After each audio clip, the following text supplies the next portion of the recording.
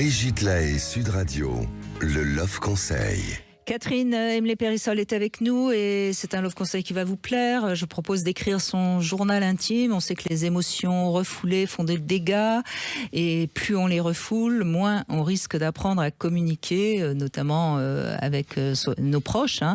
Donc apprenez déjà à communiquer avec vous-même et l'écriture de son journal intime, ça marche, à condition évidemment de temps en temps de le relire parce qu'il va y avoir cet effet miroir. Vous allez pouvoir décoder ce que vous aviez ressenti. Sur le moment, on l'écrit, on ne sait pas vraiment ce qu'on écrit.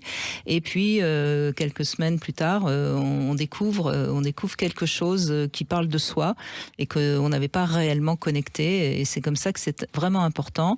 Et plus vous avez l'habitude d'écrire votre journal, vous verrez, plus vous irez à l'essentiel. Parce qu'au début, certaines personnes ont du mal. Ils vont écrire des banalités. Mais avec le temps, il y a une part de nous qui s'ouvre, si je puis dire. Voilà. Alors, ce qui est important, évidemment, c'est de ne pas se juger, c'est d'accepter cette part de nous-mêmes comme un cadeau. Il faut aussi que ce soit important que personne d'autre que vous ait accès à ce journal, parce que c'est vous avec vous-même, évidemment. Et puis, vous verrez aussi ce qui ne va pas, ce que vous n'aimez pas chez vous, peut-être les rancœurs que vous avez vis-à-vis d'autres personnes, et puis peut-être les relations de dépendance que vous pouvez avoir. Enfin, vous allez découvrir beaucoup de choses que parfois on a sous les yeux, mais que on n'arrive pas à comprendre. Et puis, vous allez peut-être aller mieux, et ça, c'est quand même l'essentiel.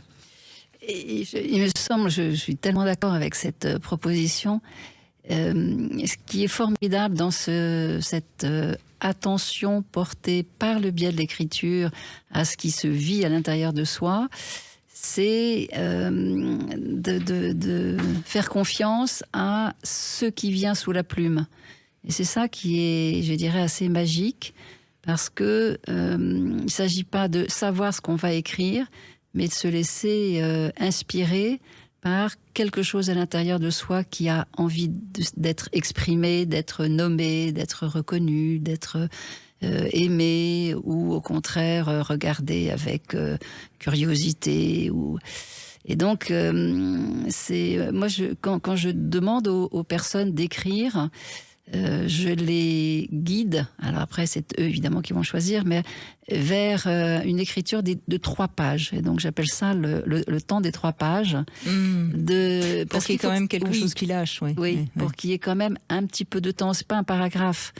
Donc 3 pages, évidemment si vous prenez des A4, ça fait des grandes pages, mais il y a vraiment un temps consacré. Et consacré, il y a le mot sacré dedans, donc un temps consacré à soi et à la rencontre avec soi, et une part de soi intime, délicate, sensible, qui va s'exprimer à travers des mots. Et quelquefois, j'ai des gens qui me disent jamais j'aurais imaginé être aussi poète, être aussi... Bah oui, c'est ce qui peut venir aussi sous la plume, ou au contraire être aussi cru, ou aussi...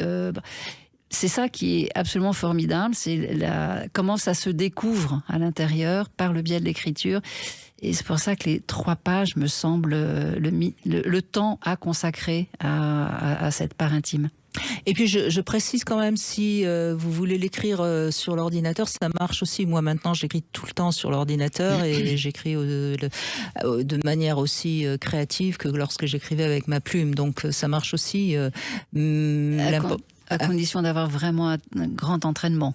Oui, enfin, d'être habitué à prendre la plume. Oui, c'est ça. D'être habitué sur le clavier, je veux dire. C'est-à-dire qu'on écrit vite. Si on n'écrit pas vite, il vaut mieux prendre la plume, évidemment. Il vaut prendre si on met un doigt après, une lettre après l'autre, ça, vous avez raison. Mais ça marche sinon très bien. Tout à fait.